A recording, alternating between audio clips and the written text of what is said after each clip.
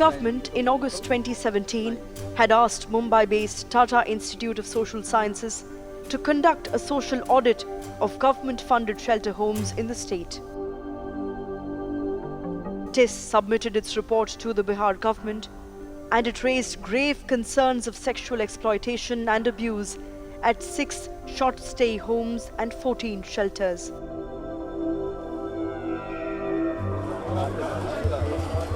The TIS audit brought to notice the allegations of sexual abuse that was going on at the Muzaffarpur shelter home. Principal secretary, who said कि we probably need to look at all the institutions, and within those 2 minutes we just decided. I said yes, provided if the government is really open to look at things objectively and act on it. As you enter the home, there is something in the home which tells you that there is a problem. I mean, there is an atmosphere of fear. The looks on the children are not, they are कुछ घबराहट है. Staff में there is a non-verbal communication happening. वहाँ जा कर के जब बातें हुई बच्चियों से, तो ये अंदेशा लग गया कि किसी ना किसी फॉर्म में वायलेंस एग्जिस्ट कर रहा है. तो ये अंदाज़ा लगा कि वहाँ पर कुछ ऐसी चीज़ें हैं जो कि खुल के सामने नहीं आ पा रही. They spoke in a very indirect sense, where terms where they're referring to something happening to somebody else and not to me per se. There is a home which has only one window and which is on the 4th floor, and nobody cared. And you were having children being abused the way they were. How does this country even survive? Nikita's father, Brajesh Thakur, and others. They were brought there to be safe, but it turned out to be more dangerous inside than outside the shelter. जब report बन के जब आ गई, तो ये जरूर बात आई कि इसको हम लोग बिना पब्लिश किए हुए, बिना इसको प्रिंट किए हुए ऐसे ही इस पर एक्शन ले लेते हैं, लेकिन we will not publish the report. सारे चीज़ों को समझते हुए अपने एक्सपीरियंस से मैंने इंसिस्टेड कि नहीं, हम इसको पब्लिश भी करेंगे, और न केवल पब्लिश करेंगे बल्कि इसको डिस्क्रिटली रखेंगे और बुलाएंगे सबको, अपने ऑफिसर्स को, और टिस को कहेंगे कि जो इनका जो फैक्ट फाइंडिंग जो टीम, जो ऑडिट टीम जो गई, वो उसको पूरा थ्रेडबेयर उसको प्रेजेंट करें कि what is exactly in that report. लेकिन जहाँ पर क्राइम वाला एलिमेंट है, वहाँ पर पहले हमारे बच्चों को सेफ एंड सिक्योर करें विदाउट मेकिंग एनी नॉइज. इस चीज़ को लेकर के कई लोगों ने बाद में यह क्वेश्चन भी किया कि जब आपके पास जब ये रिपोर्ट आ गया था, why did you take 1 week time और 10 days time to launch the FIR? Most children have burn marks on their bodies, or cut marks on their bodies. These are the children from the age group of 7-8 years to 15, 16, 17 years. And there are also children with mental retardation, there are children with mental illness, physical disability. And all those children were repeatedly abused, they were drugged, they were sent out, there were multiple rapes. And they had nobody that they could talk to, because they could tell this, because people that they were telling, they're all kind of supporting the accused and helping. So every time they would report it to the staff there, they would send them back to the same people. It's so painful to even think of what would be the the trauma that these children were going through. They were locked up in a place.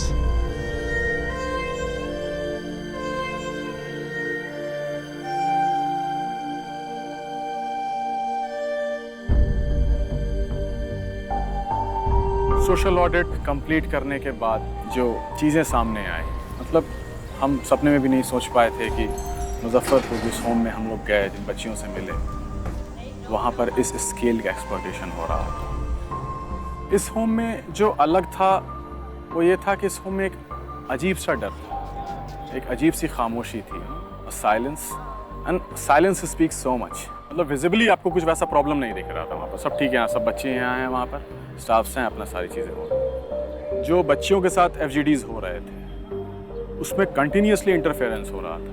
जैसे कोई ना कोई कुछ ना कुछ लेके आ जा रहा है, नाश्ता लेके आ जा रहा है, पानी लेके आ जा रहा है, कुछ नहीं तो वहाँ पर खड़ा हुआ है. अक्सर वहाँ पर मतलब हमें चिल्लाना ही पड़ा उन लोगों पर, स्टाफ्स पे, कि आप जाइए वरना हम नहीं करेंगे सोशल ऑडिट इस तरीके से अगर आप इंटरफेयर करेंगे तो. और जब बच्चियों से बात हमने करना शुरू किया तो बच्चियाँ भी कुछ बोलने को जल्दी तैयार नहीं, कोई एक दूसरे को देख रहा है, कोई दरवाजे की तरफ देख रहा है। ट्रस्ट में किसी ने डायरेक्टली कंप्लेन नहीं किया कि उसके साथ कुछ गलत हो रहा है वहाँ।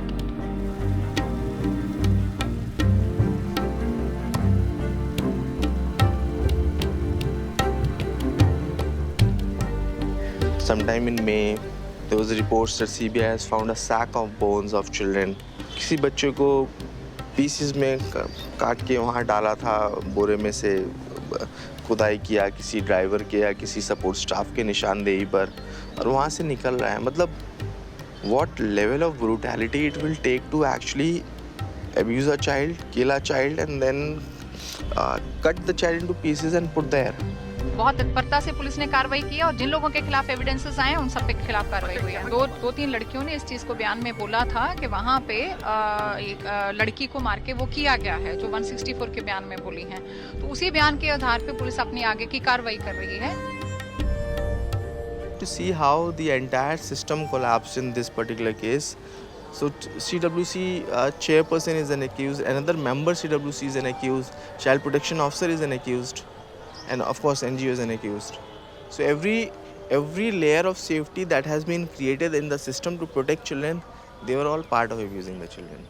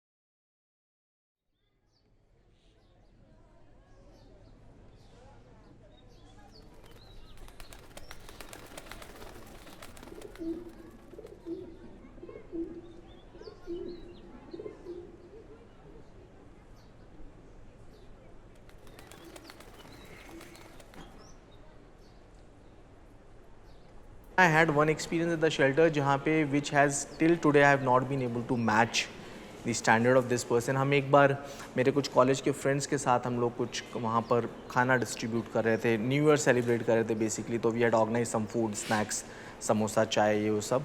मेरे साथ कुछ और दोस्त भी गए हुए थे and for the convenience of distribution हमने बॉक्सेस बनाए हुए थे। तो एक व्यक्ति खड़े होते हैं और कहते हैं कि मुझे एक और समोसा मिलेगा क्या। तो I just signalled my friend कि आप इनको एक और दे दीजिए। उसके बाद हम लोग आकर बैठ के चाय पी रहे थे। Then this person comes and says मुझे माफ़ कर दो, and we are like all taken aback. माफ़ कर दो, किस बात की माफ़ी मांग रहे हैं? तो उन्होंने पूछा क्या हुआ, आप माफ़ी क्यों मांग रहे हैं? देन ही सेड मैंने अपने हिस्से से ज़्यादा लिया। ही वॉज़ वेरी, मतलब बहुत शर्मिंदगी के साथ कह रहे थे कि मैंने मेरे हिस्से से ज़्यादा लिया, लेकिन 3 दिन से खाया नहीं था क्योंकि काम नहीं मिला। एंड इट वाज लाइक कि क्या ऐसा हो सकता है कि एक समोसा ज़्यादा लेने पर भी उस इंसान को ये एहसास हो रहा है कि मैंने दूसरे का हक का लिया। And then I start thinking कि हम हर दिन ऐसा करते हैं कि हम दूसरे का हक का लेते हैं।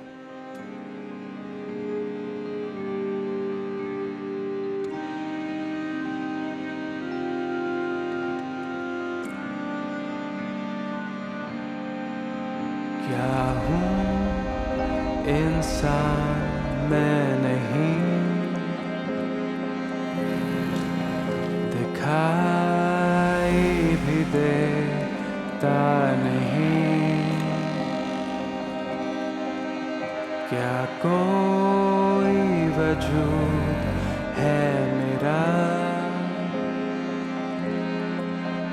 गुनाह कोई है क्या मेरा? इस शहर में है क्या कोई जिसे अपना बुला सकूं? क्या कोई जगह मेरी बेघर कहते हैं सभी? क्या कोई जगह मेरी बेघर कहते हैं सभी?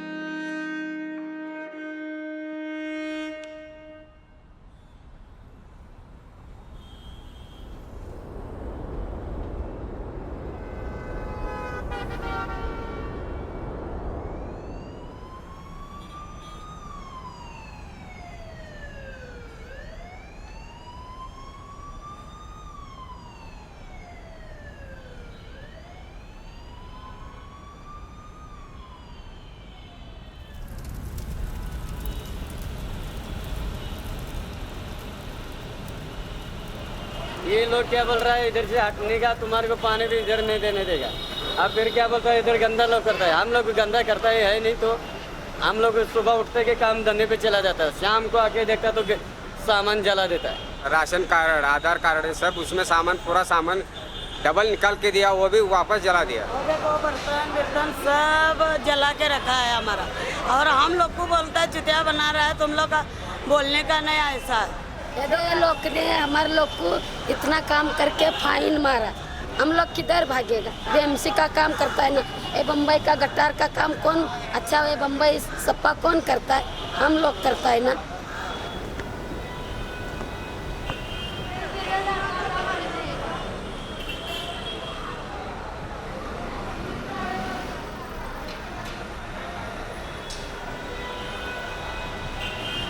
बच्चा लोग भी रहने दे, कोई भी रहने दे, वो लोग को बोलता है तुमको बिंदा तुमको मार डालेगा, वैसा बोल रहे।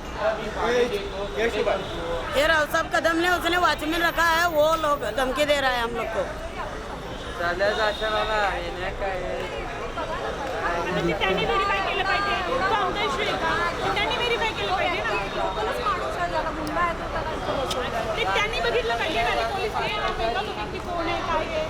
आप चाहते हैं कि मैं ऑफिशियली राइटिंग में पूछूं आपसे, तो अभी आप बताएंगे, आप उनको बुला लीजिए, पूछ लीजिए उनका नाम क्या है। उनके पास आइडेंटिटी नहीं है अभी, उसने मिसबिहेव किया है मेरे साथ में, मैं मेरे रिपोर्ट में लिखूंगा। सर आप नहीं थे ना यहाँ पे, तो सर एक करके प्लीज सर प्लीज, बिल्कुल बराबर बात। सर मैं आपसे रिक्वेस्ट कर रहा हूँ, मैं यहाँ पे आया, उन्होंने मुझे बाहर जाने के लिए बोला, मैंने पूछा आपका क्या अथॉरिटी है बाहर मुझे करने के लिए, तो बोला मैं यहाँ का इंचार्ज हूँ। मैं बता रहा हूँ कि मैं अधिकारी के तौर पर आया हूँ यहाँ पे, मैं जब वो बात सुनने को राजी नहीं है, गरीब लोगों के ऊपर क्या करते होगे। ये लोग चला जाएगा, फिर बाद में तुम लोग को देखेगा, लड़के लोग लेके आएगा, ये लेके आएगा, वो लड़का भी बोल रहा है अभी। सर कोई नहीं है, ऐसा कुछ भी नहीं होता है, पुलिस तो इधर है, पूरी प्रोटेक्शन। पल्लवी एक मुझे पेपर तो I want to write to him requesting police sir कुछ भी होता है तो टेक केअर ऑफ दॅट। पोलीसच्या वॉचमनचं नाव काय आहे? नाम काय आहे सर तुमचं? तुझं नाव काय ते सांग फक्त, तुझं नाव काय ते?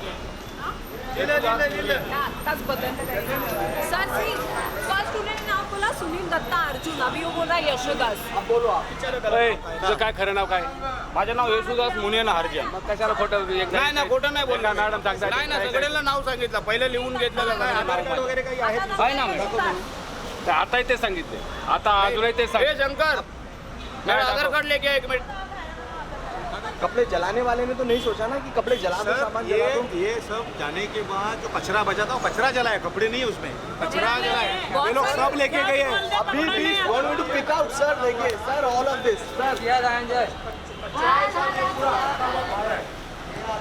बरं हे सगळे लोक कोण आहेत? हे सगळे सोलापूरकडले लोक आहेत। पाऊस पडला की ते जातात, अर्धे लोक गेलेले आहेत त्याच्यातले, हे जाणार पाऊस पडला की गावी, अजून सोलापुरात पाऊस नाही म्हणून राहिले। आत्ता कशाला मग काढायची घाई करायची? सबके स्टेटमेंट लेना, ठीक है, वो कमीशन को भी देना है, सुप्रीम कोर्ट को भी देना है, मुझे सबके स्टेटमेंट चाहिए, और किसका क्या क्या सामान जला वो भी उनसे लिखवा लो उसमें।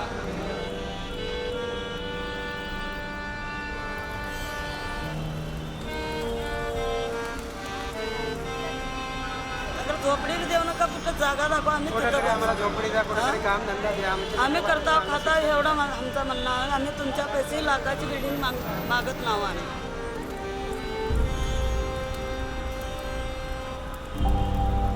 अभी ये बच्चा बारिश में जाएगा, भीगेगा, मर जाएगा ना, तो उसके बाद किसी को कोई टेंशन नहीं है। ये हमारी बदकिस्मती है, ये हम सब सिर्फ अपनी अपनी कुर्सी बचाने, अपनी अपनी वो बचाने के लिए, किसको फर्क नहीं पड़ता। आप कह रहे हैं हमारे पास ऑर्डर नहीं है, मशीन नहीं रखनी है, मशीन ही इम्पोर्टेंट है, इंसान की जान इम्पोर्टेंट नहीं है। सब इम्पोर्टेंट ही है, लेकिन सर नेटबोल्ट खोलने के बाद ब्रिज गिरेगा तो राष्ट्रीय आपत्ति आ सकती है सर। राष्ट्रीय आपत्ति यहीं पे हो रही है, ठीक बात है साहब, बहुत बढ़िया। एक 4-5 लीटर राखेल घास प्लेट लेके आ जाओ, हमारे फैमिली के साथ बच्चों के साथ बैठते हैं, हमको जला दो, ना धरती पे रहेंगे और ना तुम घड़ी घड़ी हमारे को आके सताओगे और ना हम लोग आपको आके सताएंगे। अगर आपके पास अगर ऐसा कानून, अगर ऐसा इंसाफ है ना, तो फिर कर दो।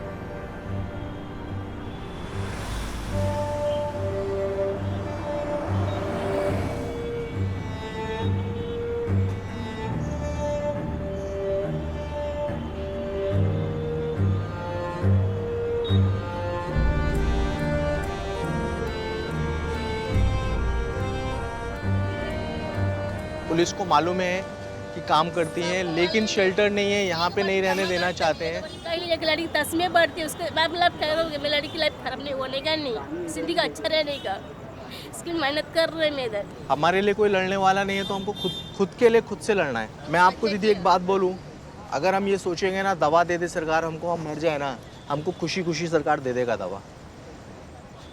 क्योंकि सच में फ़र्क नहीं पड़ता है कि हम लोग जो सड़क पे रह रहे हैं, हम लोग जिए या मर जाए, किसको फ़र्क नहीं पड़ता। सरकार को फ़र्क नहीं पड़ता, जो आसपास लोग रह रहे हैं उनको फ़र्क नहीं पड़ता, जो यहाँ से सुबह शाम गाड़ी में निकल रहे हैं उनको फ़र्क नहीं पड़ता। लेकिन हम लोगों को लड़ना है उसके लिए, ठीक है।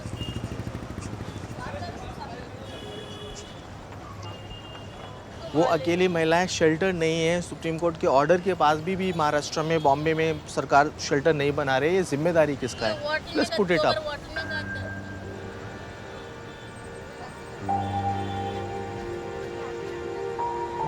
शेल्टर एक बहुत बड़ा ज़रूरत है लोगों की। इनका कहना है कि अगर हमें शेल्टर मिलता है फिर हम यहाँ पे दिखेंगे कभी, तो हमको जो सज़ा देनी है दे दो।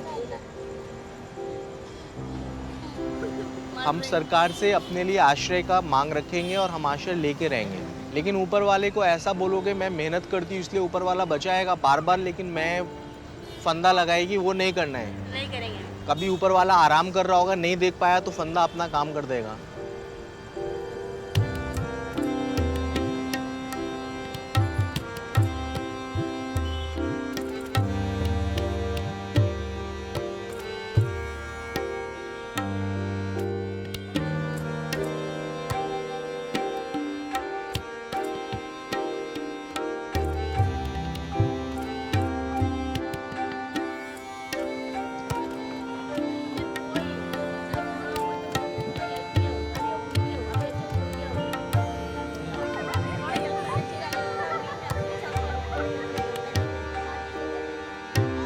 They fight like dogs and cats, and their voices, you should see the level, the pitch. Middle of the night. At which they, middle of the night, morning, the whole day they fight. They're after each other's life, physically abusing each other.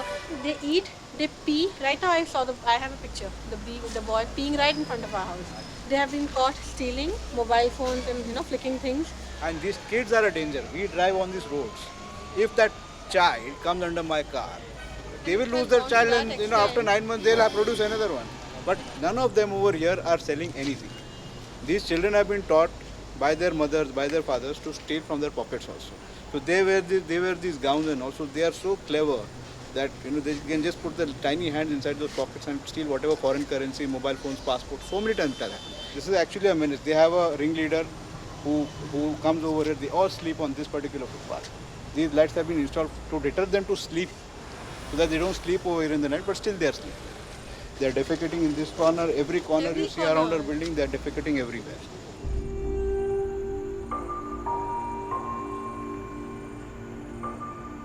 जैसे ही हम beggars home में अंदर जाते थे तो एक औरत वहाँ पे बाहर बैठी होती थी, और वो जनरली कपड़े जो थी वो या सुखा रही होती थी या भीगे कपड़े पहन के वो खड़ी हुई होती थी वहाँ पे।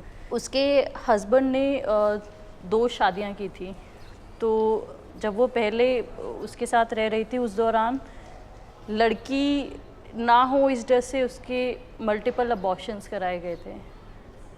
और उन मल्टीपल अबॉर्शंस में ये हुआ कि क्योंकि वो ऐसे डॉक्टर्स नहीं किए थे, शायद वो ट्रेन नहीं थे या दाइयों नहीं किए थे, जिसकी वजह से उसका जो ओवरी से लेके उसका जो सिस्टम था वो उसमें इन्फेक्शन हो गया था, और इस इन्फेक्शन की वजह से पेशाब कर देती थी वो कपड़ों में या हो जाता था उससे। वो स्टाफ ने भी हमें बोला कि आप उसके पास मत जाइए क्योंकि उससे बहुत बदबू आता है, और वो दिन भर उन कपड़ों को बदलती रहती है, वो धोती है, सुखाती है उन कपड़ों को, और फिर अगर नहीं सूखते हैं तो गीले कपड़े ही वो पहन के बैठी होती है।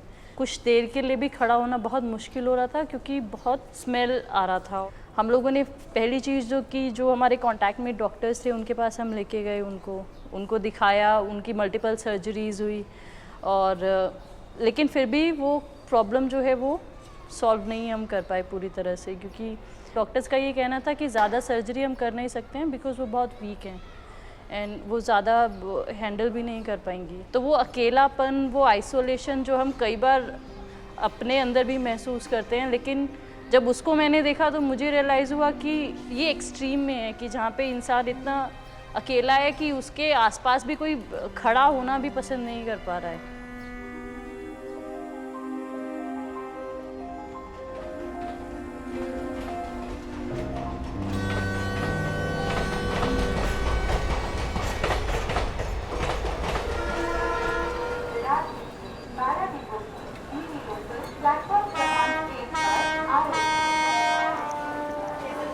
रिमांड में लोग आते हैं ना अपने यहाँ पे, तो जैसे हम इंटरेक्शन करते हैं नेक्स्ट डे रिमांड के बाद, तो उन्होंने बताया था कि वो कहाँ से है, घर पे कौन कौन है। परेल स्टेशन अगर आप जाते हो, उतरते ही राइट हैंड पे एक फ्रूट वाला मिलेगा, तो मेरी मम्मी वहीं पे बैठती है, मेरी माँ वहीं पे बैठती है। आजी तुझं नाव हिराबाई शेवाळ आहे?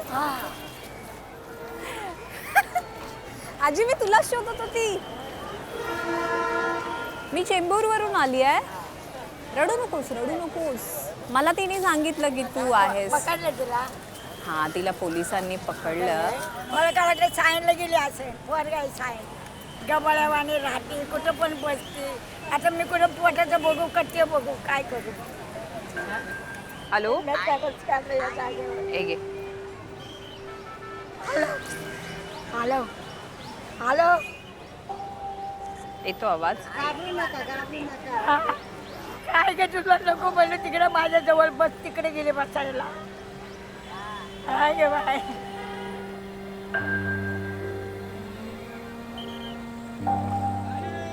हे करू नको, मी पोलीस नाही हा, काळजी करू नको. हां, तुझ्या मुलीसारखीच आहे, इकडे बघ. तिला तिची मुलगी तरीने कामाची भेटलं बघा, तुम्हाला दाखवते. त्याला पंधरापणे शिकावं, बंदीच होती कामाला वाढायला.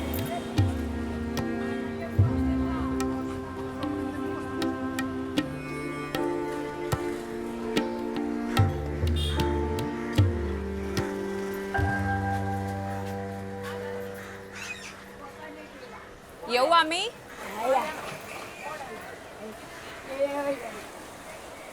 प्रमिलाचे रिटायरमेंटचे पैसे कुठे आहेत तिचे? मुलांनी घेतलं आणि हिला रस्त्यावर सोडून दिलं. रिक्षा घेऊन दिला, लग्नाला पैसा दिला. कोणाला? आम्हाला बोलून घेतलं ना अगोदर. आम्ही गेलो पण तिला भेटायला हॉस्पिटलला, पण तिने ओळख वगैरे काय दाखवलं नाही. कारण की काय माहिती का, हा जो कायदा आहे, ज्या कायद्यामध्ये प्रमिला ताई आल्या आहेत ना, तो कायदा म्हणजे जी लोक रस्त्यावर फिरतात, भीक मागतात, अशा महिला, पुरुष किंवा यंग मुलं, त्यांना पोलीस अरेस्ट करतात. आपण तिला औषधांसाठी दवाखान्यात दाखव्या, आपण प्रयत्न करूया, तिला ऍडमिशन करायचा. काय करायचं माझ्यासाठी? ऍडमिट करणं आपल्या हातात नसतं. डॉक्टर ठरवतो पेशंटला ऍडमिट करायचं की नाही करायचं. तुम्ही माझ्या पुरीला लक्ष दिलं तर मला बरं वाटते. बरं मला सांगायला आले बाबा. नेक्स्ट स्टेप ये होगा कि अभी फैमिली मिली है, तो फैमिली को हमने बुलवाया है होम में, उनके कांटेक्ट नंबर्स वगैरह लिए हैं. तो पहला ये होगा कि उसको रिलीज़ कराना वहाँ से, जो बेगरी लॉ में वो आया, पहले रिलीज़ कराना. और ज़रूरी ये है कि उनकी ट्रीटमेंट करनी, क्योंकि जो मानसिक रोग है उसके कारण वो वहाँ पे अरेस्ट होकर आया.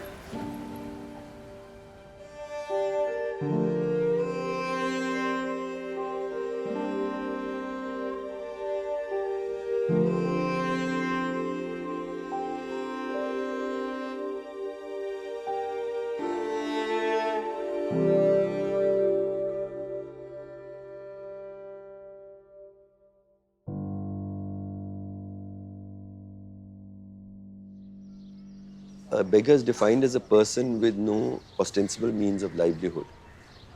Actually, literally means a destitute person. And for that, you can be put in something worse than a jail for 10 years of your life, instead of the state helping you get out of this situation. But these are people we see every single day of our lives, even we live in a city. And we see and we look away. And the major state response was one of criminalizing them. भाई ये जो यहाँ लिखवाया है कि यहाँ मत खड़े रहो और यहाँ बैठना मना है. मस्जिद के बाहर जो बैठने के लिए मना किया गया है, ये मांगने वाले लोग दूर दूर से आते हैं और उसके अंदर औरतें ज़्यादातर रहती हैं. और जब ये भीख मांगने जाते हैं, ये आपस में लड़ती हैं और लड़ती है तो इतनी गंदी गंदी गालियाँ बकती कि मस्जिद के अंदर तक आवाज़ जाती है. मतदान लेके जाते, फिर भी गरीब लोग को तकलीफ करता है। भीख भी नहीं मांगता था तो उसको क्या बोला, तुमने भीख मांगा। हम लोग क्या बोला, हम लोग को 2 बात करने दो, हम लोग क्या भीख मांगने वाले हैं, जिसके सामने बात मत करो, जो है सच्चा बात मत बताओ, वैसा बोल के हम लोग को 2 बात भी नहीं करने दिया। हम लोग को 70 बरस हो गए इधर, मेरा 2 बच्चे का इधर ही शादी हो गए। वहाँ रहती खार में, मेरे को लेके जाना राजा, यहाँ से चले जाओ, मैं यहाँ नहीं रह सकती, मैं नहीं रह सकती, लेके चले जाओ, मेरा कोई नहीं मेरा साथ में।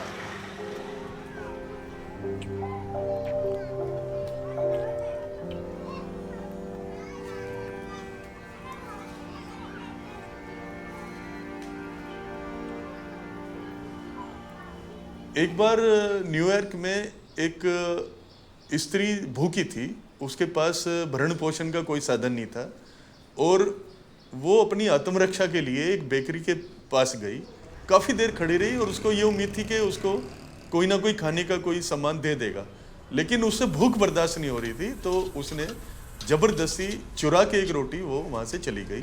कोर्ट में उसको सज़ा सुनाई गई चोरी के जुर्म की, लेकिन जज साहब ने ये कहा है कि इसने चोरी तो की है, लेकिन चोरी इसने अपने को जिंदा रखने के लिए मजबूरी वश की है। इस पर जो फाइन लगेगा, पेनल्टी लगेगी, वो मैं अपनी जेब से दे रहा हूँ, लेकिन पूरे समाज को शर्म आनी चाहिए कि हमारा एक नागरिक भूख की वजह से चोरी करने के लिए मजबूर हुआ है। इतना कहकर उन्होंने अपना पेनल्टी भरी उस औरत की तरफ से और उसको जाने दिया। They don't even have what is called a good faith clause. Officials who are working need to be protected from prosecution. So normally all these laws will have a clause which says that whatever is done by them will be presumed to have been done in good faith. This law doesn't even care to have that because there is impunity all across the board. You think about this, that most of the people who get picked up, it's done in raids and roundups. It doesn't even recognize the individuality of the person. If you look poor and you look like you don't have a visible means of subsistence, you can be put away under that.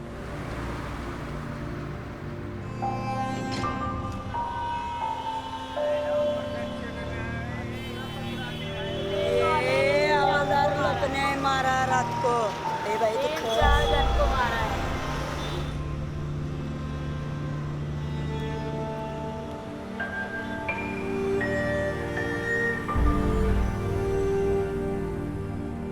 And then you find after a period of time that it's not only that law doesn't produce justice, but that the law becomes an obstacle to justice. In the anti-beggary legislation, for them it is a nuisance, and that nuisance gets converted into criminality because of the law. The law makes poverty into a crime. You put people in certain circumstances where you make them, you render them vulnerable, and then you blame them saying, you know, you're poor because you've not managed to lift yourself up above it. You're poor because you're a malingerer, because you are not willing to work to get yourself. Look at me, I have worked, I have merit. I think collectively we've been able to ensure that these populations are now at least acknowledged as populations that the state is responsible to. So then the attitude was more or less that there's some Mother Teresa or someone like that can vaguely do something, but there wasn't anything more than that.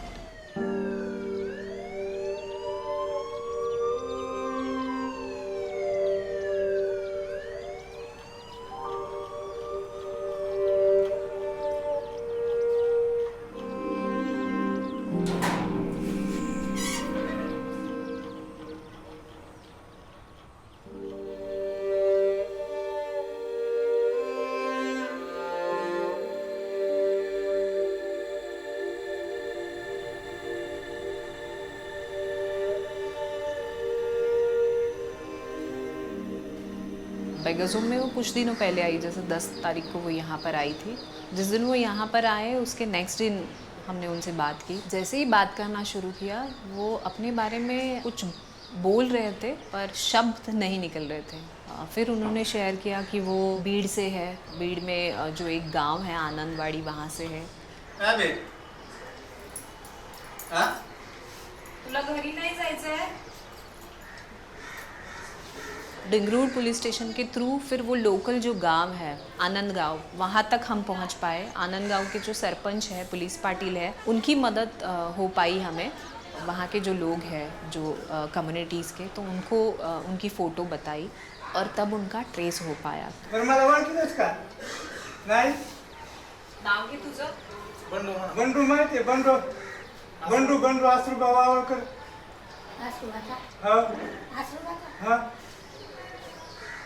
जैसे ही trace हो पाया, मुझे बॉम्बे से एक call आया, मुंबई से, जो उनके रिलेटिव्स कोई गोरेगांव में रह रहे थे. तो उन्होंने बताया कि हमने मिसिंग डाला था, पर वहाँ से क्योंकि गांव के अगल बगल वो नहीं थी, वो मुंबई पहुँच गई थी. रास्ते पे उनके साथ बात करने के लिए कोई व्यक्ति भी नहीं शायद उनको मिला, जिसके कारण वो अपनी आवाज़ कहीं गुम हो गई है, जो वो बोल नहीं पा रहे. आजी कुठे फिरत होतीस तू? कुठे फिरली? तीर्थयात्रा गेली का? कुठे फिरली? खाल्लंस काय? झोपली कुठे? कुठं? तोंडाने बोल. इतने सालों बाद उनका बेटा उनके सामने था, पर वो बेटे को पहचान नहीं पा रहे थे. उनका कहना था कि मेरा बेटा बहुत छोटा है. ऐसे केस में उनको हैंडओवर करना ये मेरे लिए भी थोड़ा सा डिफ़िकल्ट है, क्योंकि अगर पहचान नहीं पा रहे और हम परिवार को हैंडओवर कर रहे हैं तो वो सही चीज़ नहीं है. पर वो मानसिक स्थिति उनकी वैसी नहीं थी. उनको लग रहा था मेरा बेटा नहीं है, कोई और है. पर जब बर्थ मार्क देखा तब उनको पता चला कि ये मेरा बेटा है. तो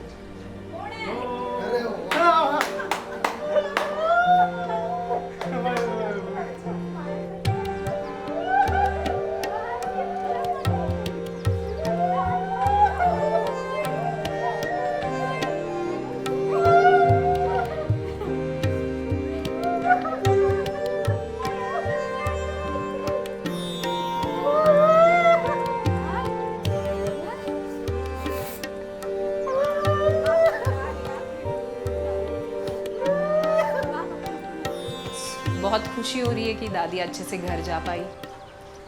होप आगे से बच्चे अच्छे से संभालेंगे उनको. आजी हाय. आजी पळाली.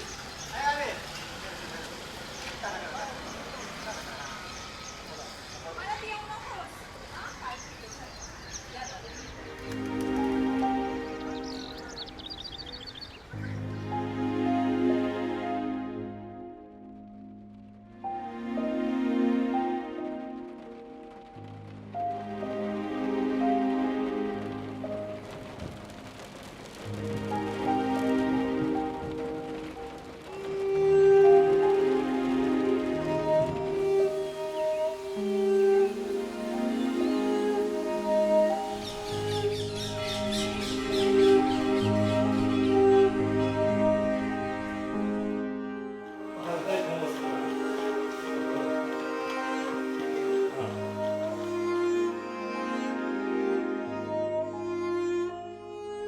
जब हम लोग जाड़े के रातों में कमरों के अंदर रज़ाइयाँ लेकर के और वो लोगों को ब्लैंकेट उड़ाते हुए घूमते हैं रात में, ये पता लगता है. तो एक तरफ तो बहुत अच्छा लगता है, लेकिन दूसरी तरफ दुख भी होता है कि हमारा बच्चा जो है इस तरह से घूम रहा है और हम कुछ उसके लिए कर भी नहीं पा रहे हैं.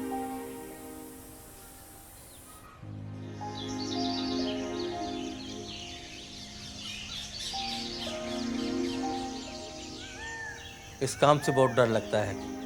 अभी एक यहाँ बिहार का ही केस था, उसको लेकर के जाहिर सी बात इस तरह के काम जो हैं जो गलत लोग करते हैं उनके खिलाफ लड़ना.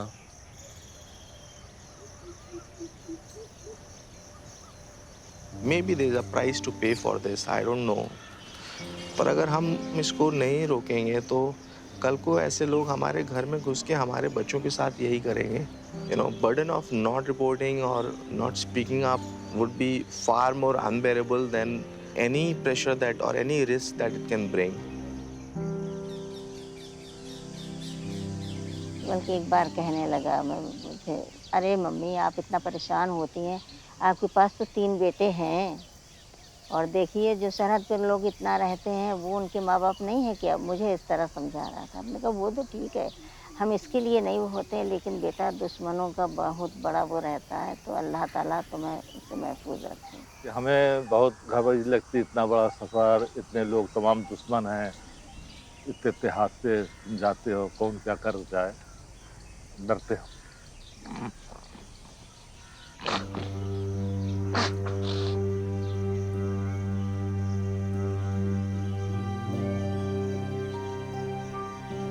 टिस का कोर्स हमारा ख़त्म होने वाला था एंड आई वाज प्लानिंग कि अब मैं ये काम शुरू करूँगा, क्योंकि मैं बेगर्स होम में ऑलरेडी जा रहा था as a field work student. मेरे पास खाने के लिए उस वक्त पैसे नहीं थे, तो मेरा दिन भर का खाने का बजट 10 रुपये था। रात में फिर मैं सिर्फ एक जग पानी पी के, और मेरे पास में एक मग था, मेरे घर के नीचे एक चाय की दुकान थी, वहाँ से चाय भरता था और एक छोटा ब्रेड का पैकेट लेता था। बेगर्स होम में सुबह जब जाता था तो फिर मैं लंच टाइम होता था ना कुछ, तो मैं थोड़ा इधर उधर चला जाता था, क्योंकि मुझे लगता था सामने रहूँगा तो फिर वो मुझे वहाँ पे जो लोग हैं वो बोलेंगे खाने के लिए। लेकिन वहाँ पे एक प्रोबेशन ऑफिसर थे, गौतम अरविल सर, जो मैं फील्ड वर्क स्टूडेंट जब था वहाँ पे, तो उस वक्त पे भी उन्होंने मुझे बहुत मेंटर किया था वहाँ पे, वही रहते थे साथ में। मुझे वड़ा पाव बहुत पसंद है, तो वो वड़ा पाव मेरा पसंद है के बहाने को यूज़ करते हुए he would always vada pav खाएगा तो ऐसा करके मुका 2 वड़ा पाव लेके आ, तो ही विल कॉल फॉर चाय, he will call for vada pav. I knew he was doing that because he new मैंने खाना नहीं खाया है। मैं कभी कभी सोचता था ये कब फेज़ कब ख़त्म होगा ये, मतलब मैं गोवर्धन स्टेशन पे सो जाता था जाकर रात में, तो मुझे लग रहा था कि ये कब ख़त्म होगा, तो मुझे फिर आता था कि या तो ये फेज़ ख़त्म होगा या मैं ख़त्म होगा।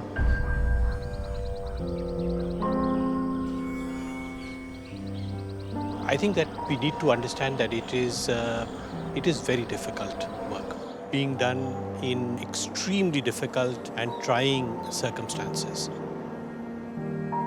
This sort of work should be happening, and actually a lot more people should be doing this sort of work. And it's not that the rewards are not there. Of course the rewards are there. The rewards are not in terms of money or promotions or pensions or social status or in that sense they're not material rewards, but it is extremely satisfying work. मुझे बहुत problems होती थी emotionally deal करने से, वहाँ पे situation थी specially जो वहाँ पे बहुत फ्रीक्वेंट डेथ्स होती थी।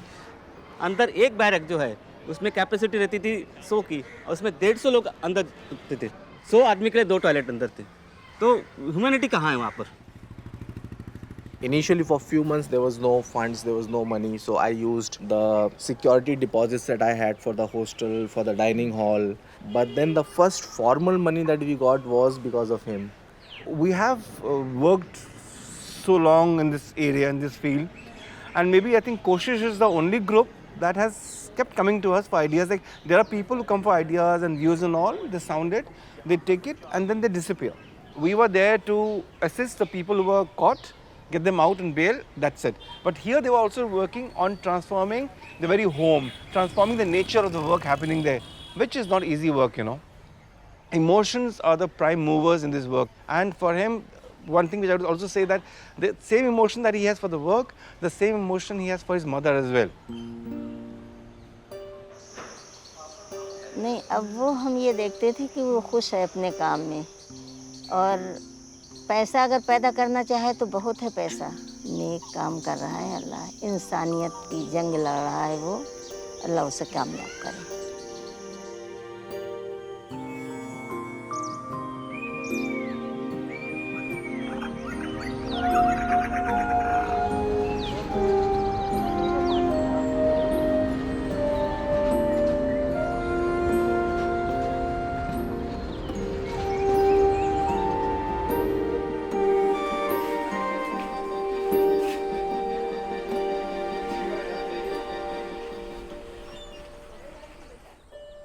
कोशिश की जर्नी मेरी 2007 में शुरू हुई। जब मैं 13वीं में थी तब ऐसा था कि अगर मुझे पढ़ना है तो अपने पैसे खुद से रेज़ करने थे। पुणे में एक चीज़ थी, पुणे यूनिवर्सिटी में, कि अर्न एंड लर्न स्कीम, कि आप सीखते सीखते कमा भी सकते हो। मतलब अगर मेरा घर देखा जाए तो एक बाथरूम का घर था।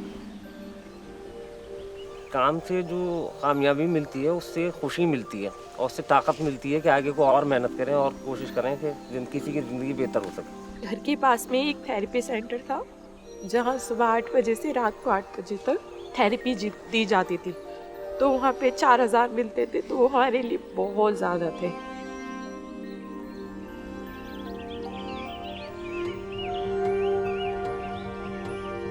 जो टीम है ओवरऑल टीम, जब भी कभी बात करते तो ऐसा लगता है कि यार रास्ते बहुत सारे, बस हम खोजते नहीं है। ये बोल सकता हूँ कि एक तो नॉलेज मिल रहा है मुझे, मैं तो सीख रहा हूँ, जो खास करके जो है कानूनी तौर के ऊपर जो है।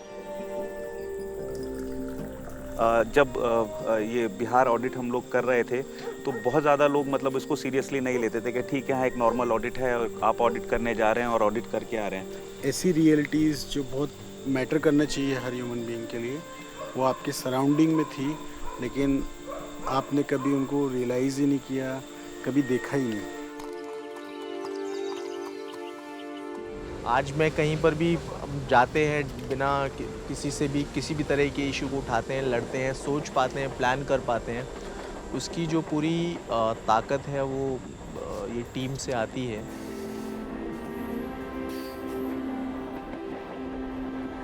मतलब ऐसा है ना कि कोशिश में जो भी बंदा आ रहा है उसको मैं यही कहूँगी कि आप इंसान को जानना सीखो बस। हिम्मत और ईमानदारी का अगर कॉम्बिनेशन है तो आप कुछ भी कर सकते हैं। तो हर व्यक्ति का जो है ना एक अलग शेप है, उसका अलग रंग है और उसने बहुत मज़ेदार चीज़ बनाई है।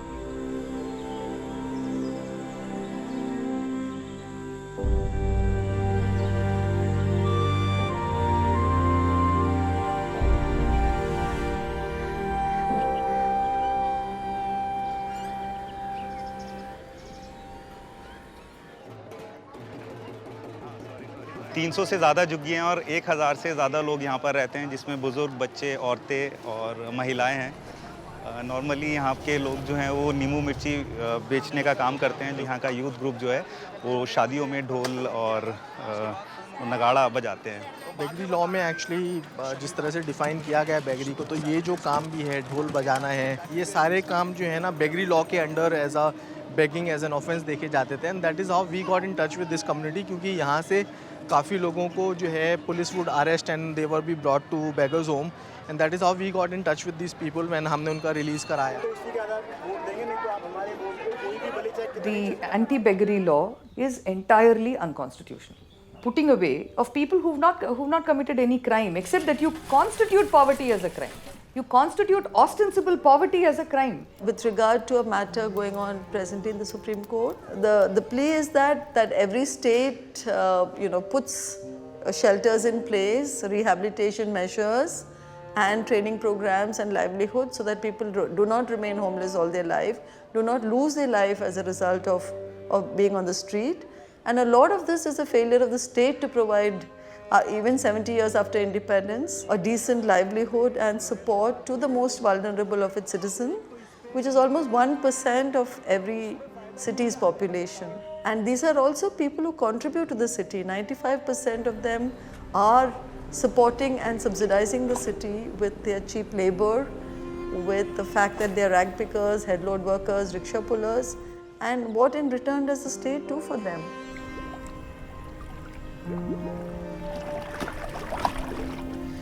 I get a sense that the majority of shelters in Delhi and in fact around the country are still pretty much only like Victorian poor houses. So they're engaged only with somehow keeping them alive by same thing of stuffing living bodies in at night and ejecting them in the morning, but not recognizing that shelters is not the destination of a homeless person. It should be seen as the first step in a new journey where they're able to rebuild their lives and start again. From the shelter home, everything should become better.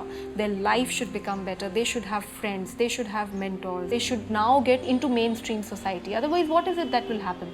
They will become 18, they will go away from the shelter home, and then they will be back in the same rut. There are some terms that have become very significant. One of the significant ones in that is this idea of invisibilizing. There are various ways in which we invisibilize people. You pick everybody up and either throw them out of the city so that they can't be seen, or you put them into state institutions and you let them go when it's all right for them to be out on the streets. That is actually physically invisibilizing people. But there are ways in which state policy also invisibilizes people and who they are. One of the most important things is visibilizing. So you help the individual while exposing the problem that is represented by the issue.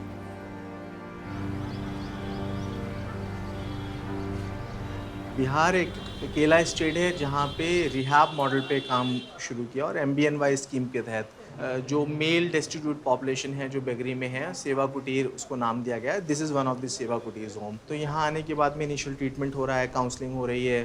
जो लोग family से trace किए जा सकते हैं उनको family से trace किया जा रहा है, लेकिन जो लोग प्रिपेयर किए जा सकते हैं काम में वापस आने के लिए, so whatever their reasons might have been to get into beggary, if they are being offered support they are willing to get out of it. लेकिन अगर महाराष्ट्र में अगर आपको यही सेम सपोर्ट ऑफर करना है तो पहले पुलिस को अरेस्ट करना होगा, उसको कोर्ट में प्रोड्यूस करना होगा, फिर होम में ले जाना होगा, which is remarkably different what is happening. And it's not just Maharashtra, across all 23-24 states जहाँ पे बेगरी लॉ है वहाँ पर वैसा ही है. The whole idea is that जो लोग बेगिंग में हैं जब तक उनको अरेस्ट नहीं किया जाएगा, जेल में नहीं रखा जाएगा, तब तक उनको कंट्रोल नहीं किया जा सकता, उनकी प्रॉब्लम्स को एड्रेस नहीं किया जा सकता है.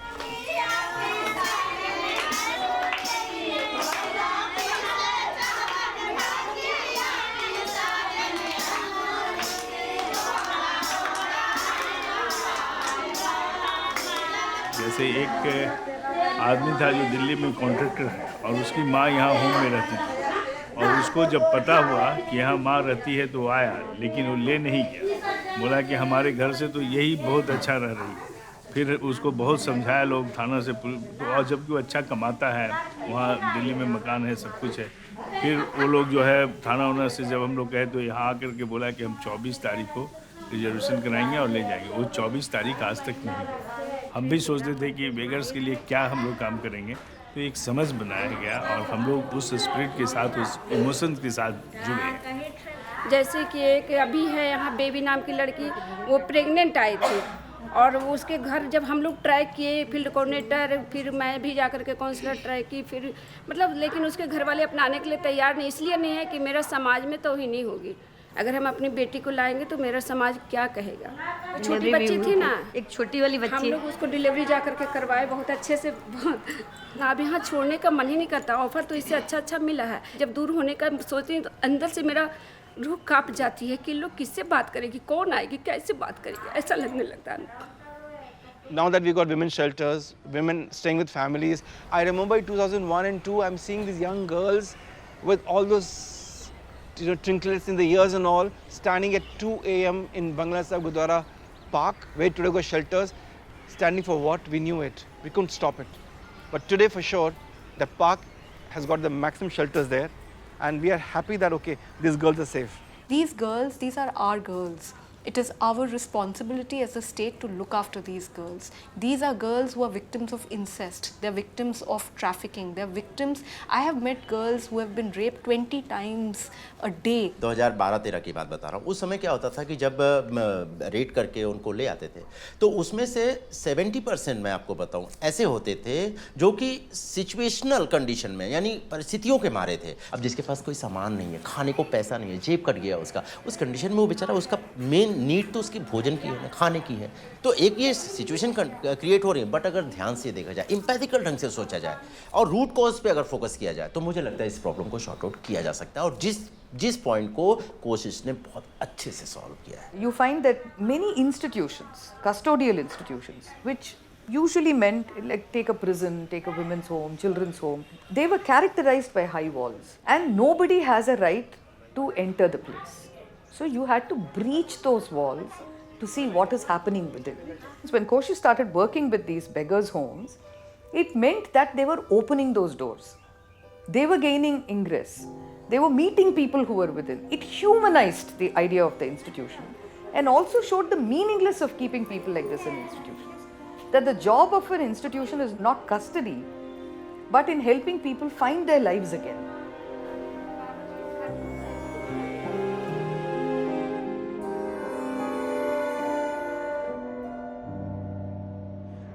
मजाज के बारे में हम सब जानते हैं, लेकिन मेरे लिए, मेरे दिमाग में वो आज तक भी बहुत पावरफुली कैप्चर्ड है, जिसने बहुत मुझे इमोशनली भी टच किया है. और 6 साल से कंटिन्यूसली अभी भी उस केस पे हम लोग काम कर रहे हैं.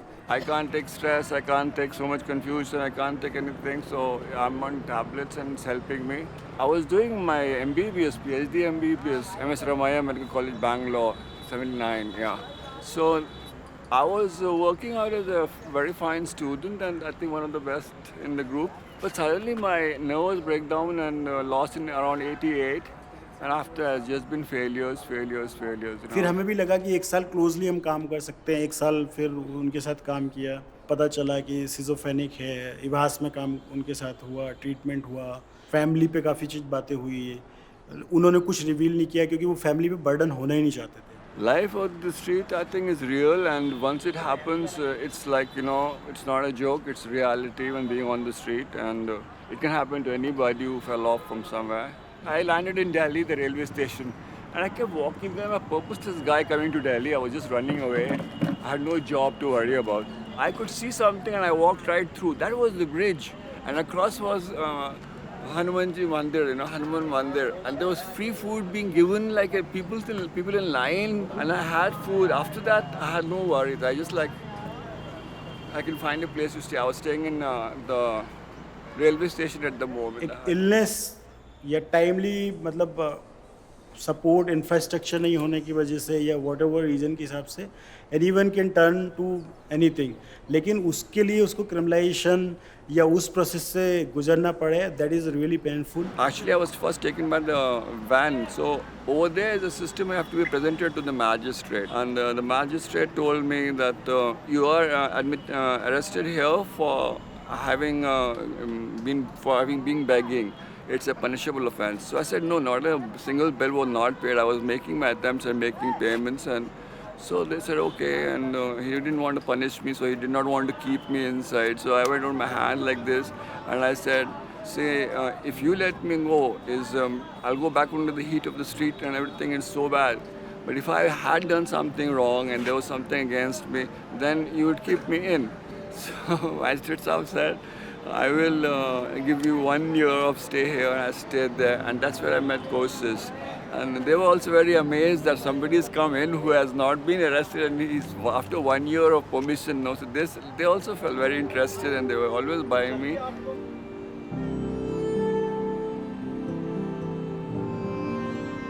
Them up. So 4 basic rules we put in.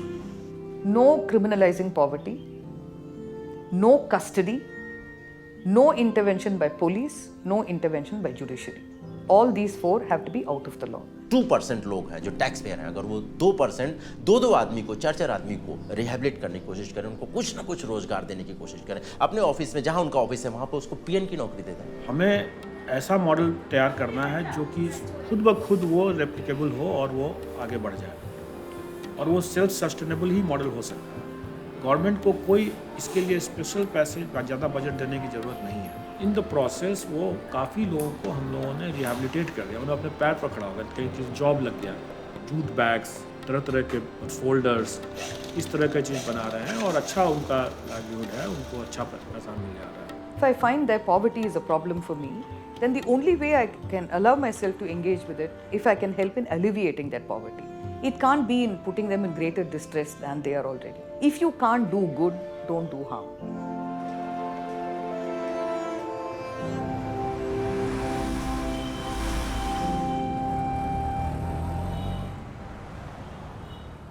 छः 7 साल पहले के नाइट आउट की बात है.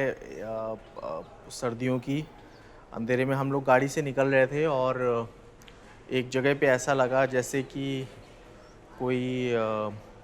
कोई है वहाँ पर या कुछ सामान रखा हुआ है. तो हमने बोला गाड़ी स्लो करो, रोको. तो साथ में जो थे somebody said कि नहीं ये शायद कुत्ता है, और फिर हम आगे बढ़ गए.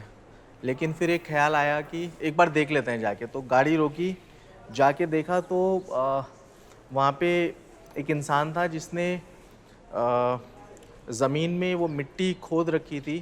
तो ही वॉज ट्राइंग टू, उसके पैर मोड़ के पूरे उसके पेट में अंदर घुसे हुए थे और उसने अपनी गर्दन और पैर पूरे अंदर उसमें डाल रखे थे. वो सीन निकलता नहीं है दिमाग से कि एक जानवर के जैसा इंसान ने मिट्टी खोदी, गड्ढे से गड्ढा बनाया और उसके अंदर अपने आप को डालने की कोशिश कर रहा था कि शायद इसके अंदर जाके मैं ठंड से बच जाऊँगा.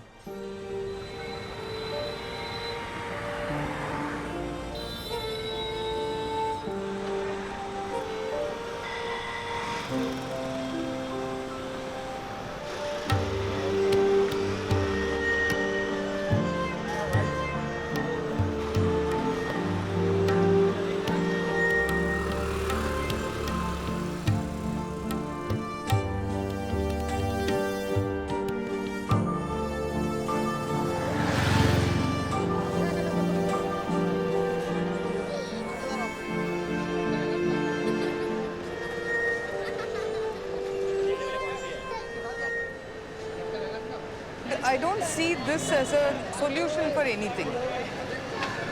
And sometimes it's not safe giving money to children because there is a problem of, see, when you have weather the way you have in Delhi, substance abuse is very common. If I have a dabba, if I have something that I bought, I might share that. But money I'm a little careful about. Only when I see really, someone terribly disabled who's not plainly part of a gang or who's not being used, then it's different. किधर सोते हो? यहाँ पास में near Haldiram. Haldiram के पास ना? पास में? Something that I think can be a solution potentially for all homeless kids really is if every government school in a city doubles up as a residential space for homeless children. The school is empty actually 16-18 hours a day. तुम school जाओगे, हम लोग तुमको hostel में रख के पढ़ाएंगे, बोलो। नानी से बात करें चल के। हमारी बहन पढ़ती है हॉस्टल में। पढ़ती है? तो तुम क्यों नहीं पढ़ोगी? तुम कहीं की नवाब हो?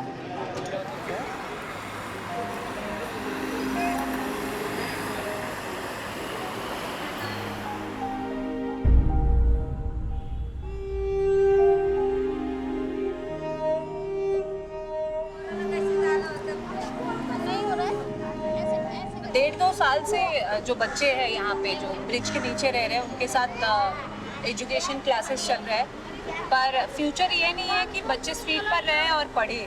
बच्चों को सिखाना ये कोशिश की जिम्मेदारी नहीं है, ये हमारी जिम्मेदारी नहीं है। अगर बच्चा स्ट्रीट पे हम पढ़ा रहे हैं तो अगला हमारा स्टेप यही होगा कि हमें पूछना है कि अगर हम स्ट्रीट पे नहीं पढ़ा सकते तो हमें आपको पढ़ाने के लिए वो जगह दो जहाँ पे हम बच्चों को पढ़ाएं। ट्रैफिक पुलिस हमको रोकती है आके ना कि यहाँ पे ट्रैफिक का प्रॉब्लम होता है, आप ब्रिज के नीचे पढ़ा रहे हैं, तो स्कूल अपनी ट्रैफिक की प्रॉब्लम से ज़्यादा बच्चे के लिए रिस्क है ना। वो हम भी कह रहे हैं ना, हम वहाँ नहीं पढ़ाना चाहते।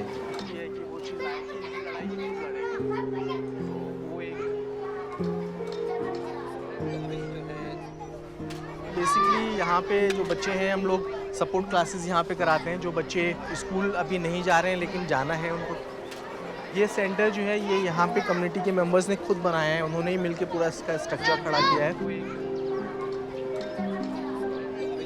एक लड़की है मैना, स्कूल में उसके साथ थोड़ा सा बिहेवियर उसके साथ अलग था। हालांकि उसका सारा डॉक्यूमेंट्स सेकेंडरी स्कूल में जा चुका है प्राइमरी स्कूल से, लेकिन उसके बाद भी टीचर्स कह रहे हैं कि हम यहाँ नहीं करेंगे इसको। हमने बोला आप ऐसे कैसे नहीं करेंगे, उसका सारा डॉक्यूमेंट्स यहाँ पे। कहने लगे नहीं आप कहीं और करा दीजिए। तो मतलब ऐसे ही हमें पूरा 1-1.5 महीने तक उन्होंने परेशान किया, क्योंकि टीचर्स का ये था कि ये बच्चे हैं हमारे स्कूल में आएंगे, उनका ये कहना था कि हमारे और बच्चे इनकी वजह से ख़राब हो जाएंगे। वो लोग ये चाह रहे थे कि किसी तरीके से कोई ऐसा माइनस पॉइंट मिले और हम बोल दें कि नहीं हमें नहीं कराना है एडमिशन। उसके बाद उसी बच्चे का हमने एफिडेविट बनवाया, अकाउंट ओपन कराया, फिर उसी बच्ची ने बताया प्रिंसिपल को ही कि एफिडेविट कहाँ से बनता है और पासबुक कैसे लेकर आते हैं। वो पूरा प्रोसेस आज वो और भी बच्चों की हेल्प करा के करा रही है। अब वो बहुत अच्छे से पढ़ रही है और उसकी फैमिली भी अब पूरी तरह से उसको सपोर्ट कर रही है।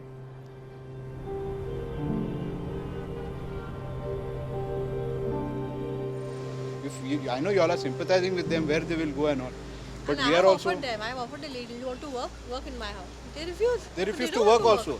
In fact, one of the men, I have offered to work as a security guard in the building, work as a security guard in one of the shops. There are so many commercial establishments. You offer them a job. Replace them. They will never work because they earn 1,200 to 1,500 a day by begging. So we aren't saying that they should be living on the streets. In fact, we are saying they should not be living not just in this area, anywhere on the streets. Right. Children need to go to school. What happens is schools are not taking their children. Whatever little stability they have, that keeps getting disturbed like on a regular basis. So shelters are the municipal authorities' responsibility, and they have to do that so that they don't have to live like this on the streets, because then it's a problem for you, it's a problem for everybody else, it's a problem for them also. We don't want them to be living here, we don't want to be living on anywhere on the streets. We want them to be going to the shelters that BMC has to set up. We put a condition to the, wherever we are working with this population, we are saying that, we say that, we'll not do anything for you if you'll put your children to beg. So our first condition with the family is that, you'll have to make sure that your children are going to school. We'll support their education, but you'll have to send them for education. You cannot put them into begging. I understand there is a problem, but it's also, it's very complicated. It's not as easy as that simple that, people don't want to go there. So even you will offer them a job, most of the people have the experience where they say that people will come and say, काम करो लेकिन कुछ देंगे नहीं. That is where shelter becomes very critical. अगर shelter है तो मैं मेरे कपड़े धो सकता हूँ, मैं रोज़ वहाँ पे नहा सकता हूँ, मेरे कपड़े संभाल के रख सकता हूँ, मेरा सामान चोरी नहीं होगा, मेरा बच्चा स्कूल जाएगा तो स्कूल से आने के बाद ये शेल्टर में वापस आएगा. So all right then, all the best with your venture. Can we have a card or something maybe? Yeah, I can get in touch with you guys. Sure. And that's so sad. All right, we'll be in touch. Yeah, if you need any help from us, please let us. Nice talking to you. Thank you. Thank you so much. Thank you.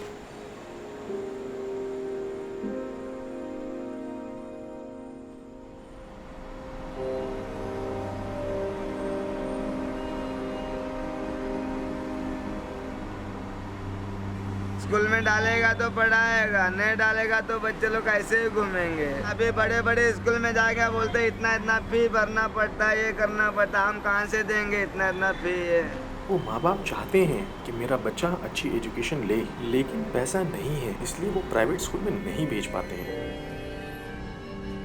Admission करने को बोल रहा है तो बोलता है तुम लोग गरीब है, तो इधर एडमिशन नहीं कर सकता हम लोग. आज तलक भी सरकार किसी की नहीं हुई, हमारी क्या होगी?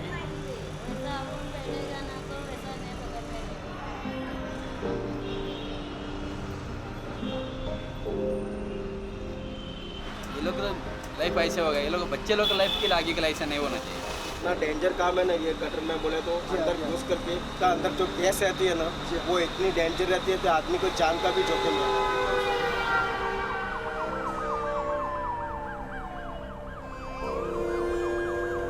तो ये सवाल हमको मुझे लगता है हमें पूछने बहुत ज़रूरी है कि क्या गरीब इंसान को जीने का अधिकार नहीं है? जैसे पोलियो ड्रॉप पिलाते हैं, सारे गरीब लोगों को जाके इंजेक्शंस के थ्रू उसको मारना शुरू कर देते हैं. It was a case about a homeless woman in Patna. She had been raped on the streets of Patna. This woman does not have a choice of not getting raped. The choice is you get abused by same person every day or by different men on different days. अब पक्के वाले में हम लोग जाते हैं ना सोने के लिए, तो वहाँ के लोग हैं ना किल करते हैं, मारपीट करते हैं. गूंगे बेचारे मांगते खाते अपना पेट पालती है. वहाँ पे 4 आदमी को मार दिया पटरी पे चढ़ा के, गाड़ी वाले ने नशे में.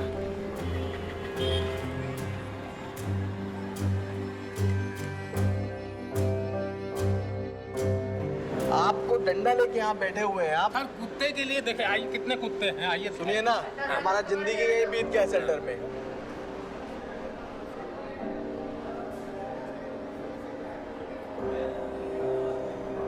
God is so helpless that God cannot open this lock and tell his people, please come and sleep here. ये जगह ताले में बंद रहेगी और लोग इसके सामने खुले में सोते हुए मर जाएंगे.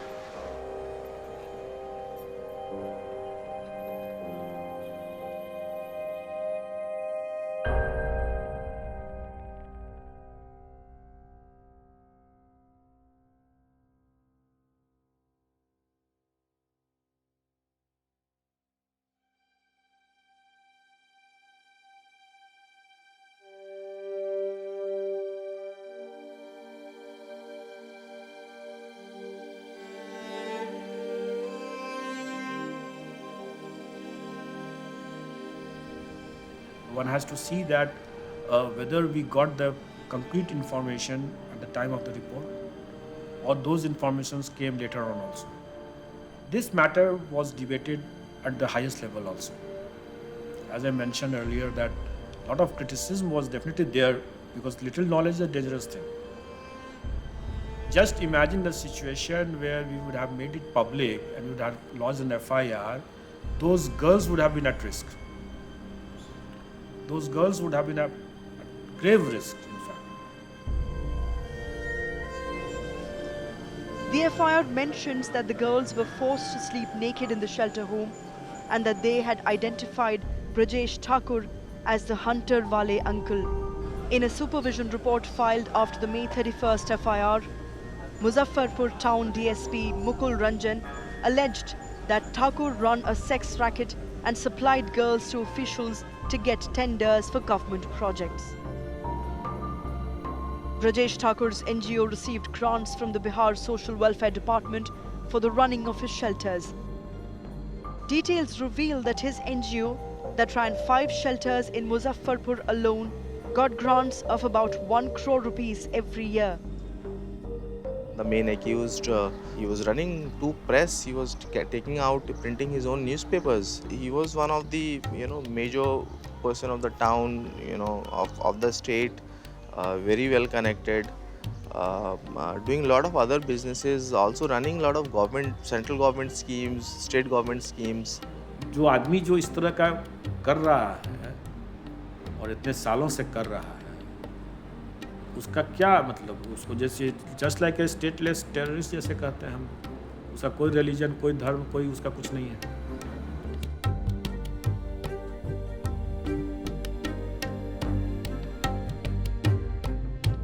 देखिए, सवाल ये बड़ा नहीं है कि किन बच्चियों के साथ क्या हुआ, किसने क्या कहा।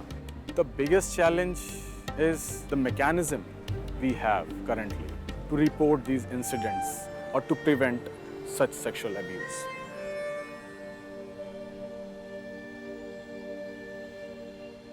और इससे ज़्यादा एक पेनफुल बात है कि बहुत ज़्यादा चीज़ें उसके बाद बदली नहीं है। हमें एक, this is not about one Muzaffarpur और one Bihar, it might be happening across the institutions across the country, but हम इतना फ्रीक्वेंटली हम बोलते हैं कि बच्चे हमारा भविष्य हैं, बच्चे हमारे लिए इम्पॉर्टेंट हैं, लेकिन हमने एक चीज़ भी बदली नहीं अपने सिस्टम्स में उनको सेव करने के लिए।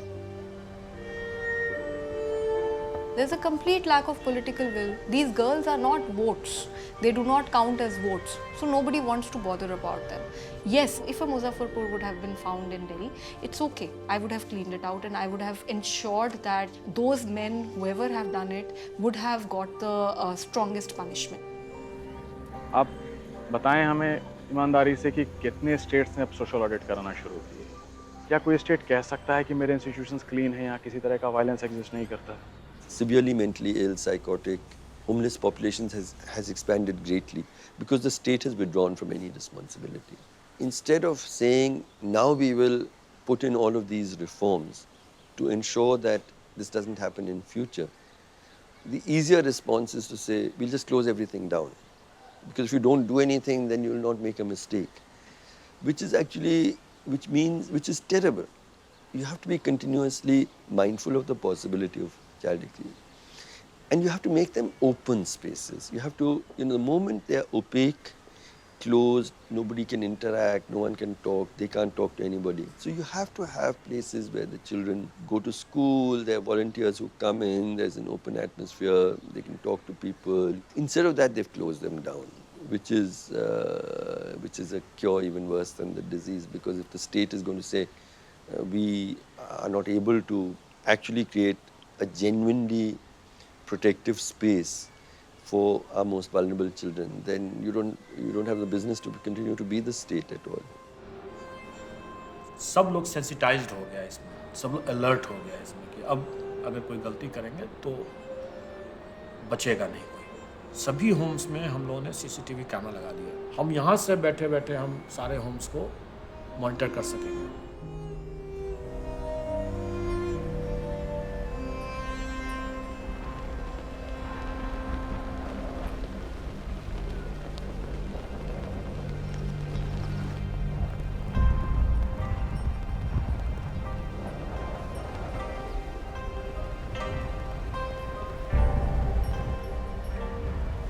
इस जगह पर बैठकर अपने साथ बात करते हुए ऐसा होता है कि कुछ आप किसी सुप्रीम पावर को माने या ना माने, लेकिन कुछ तो है जो शायद सब कुछ चला रहा है। अगर हम नेचर को देखें तो नेचर ने किसी के साथ कोई भेदभाव नहीं किया हुआ है, ना पानी पे रोक, ना हवा पे रोक, ना जंगल पे रोक, लेकिन हमने अपने लालच से, अपने तरीक़ों से, अपनी नासमझी से हमने बहुत सारे बैरियर्स क्रिएट किए हैं और हम उसमें उलझ कर रह गए आज। हर इंसान सुकून की बात करता है, उसको सुकून चाहिए, लेकिन फिर हमारे काम है कि वो हमें कभी सुकून की तरफ लेके नहीं जा रहे। मुझे नहीं लगता रिलीजन से सुकून का रास्ता मिलेगा। सबके अपने अपने अलग तरीके हो सकते हैं, बिलीफ्स हो सकती है, सुकून तो तब है जब हमें किसी को जवाब नहीं देना है, हम किसी के साथ बुरा नहीं कर रहे हैं, कोई हमारे ऊपर गिल्ट नहीं है, कोई बोझ नहीं है मेरे ऊपर, कि जब रात को सो तो बिना किसी बोझ के, बिना किसी गिल्ट के एक सुकून से इत्मीनान के साथ सो कि हाँ मैं एक ईमानदार ज़िंदगी जी रहा हूँ।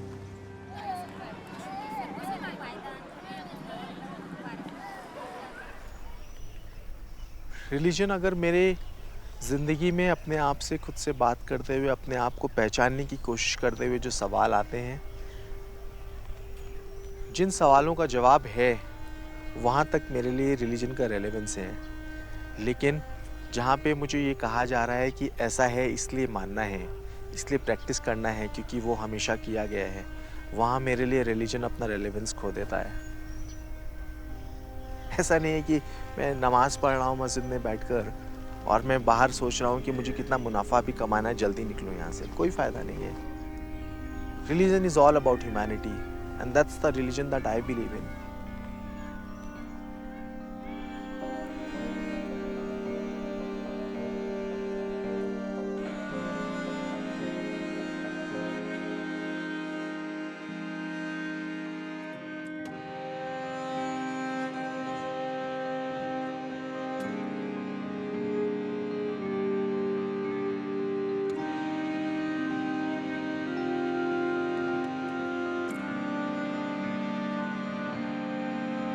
क्या हूँ इंसान मैं नहीं,